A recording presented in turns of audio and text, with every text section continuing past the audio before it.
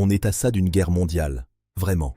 Au moment où je vous parle, 2 porte-avions américains foncent vers le golfe Persique. Donald Trump a posé un ultimatum à l'Iran.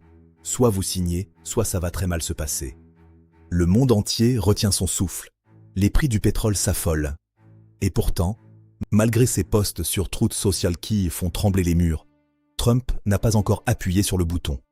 Pourquoi? Pourquoi celui qui promet de nettoyer le problème hésite-t-il au dernier moment?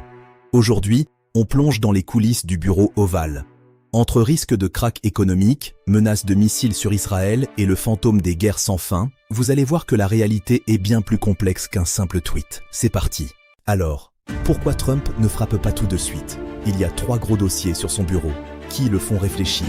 L'Iran, ce n'est pas une petite cible facile. Ils ont des milliers de missiles balistiques. S'ils répliquent, ils ne viseront pas forcément les États-Unis directement, mais Israël, les bases US au Qatar ou le détroit d'Ormuz. Si le pétrole passe de 80 à 150 $ le baril en une nuit, l'économie mondiale fait un salto arrière sans filet. Et ça, pour l'image de pro-business de Trump, c'est un cauchemar. Dans l'ombre, ça s'agite.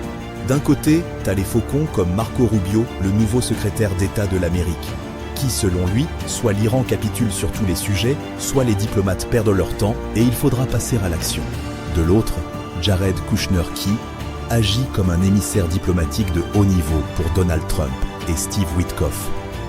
Le diplomate en chef pour le Moyen-Orient essaie de négocier un deal du siècle, version iranienne à Genève. Trump adore l'idée d'être le grand négociateur.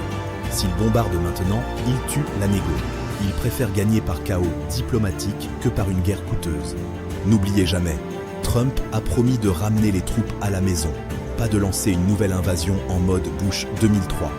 C'est le meilleur moyen de perdre sa base électorale qui en a marre de payer pour des guerres à l'autre bout du monde. Une frappe chirurgicale?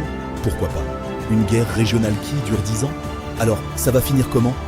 On a 2 scénarios sur la table. Le premier, c'est le grand deal. L'Iran, étranglé par les sanctions et les révoltes internes, finit par lâcher du lest sur le nucléaire pour sauver le régime. Trump repart avec une médaille, qu'il se sera probablement commandée lui-même, et tout le monde rentre chez soi. Le deuxième, c'est l'accident. Un drone iranien qui s'approche trop d'un porte-avions, un tir de missile mal interprété, et là, c'est l'engrenage. Les experts disent que si l'Iran se sent acculé, il pourrait jouer le tout pour le tout. Et là, même l'hésitation de Trump ne suffira plus à arrêter la machine. En résumé, l'hésitation de Trump n'est pas de la faiblesse, c'est du calcul pur. On est à ça d'une guerre mondiale, vraiment. Il joue au poker avec la plus grosse mise possible, la stabilité du Moyen-Orient. Pour l'instant, personne n'a abattu ses cartes. Et vous, vous en pensez quoi?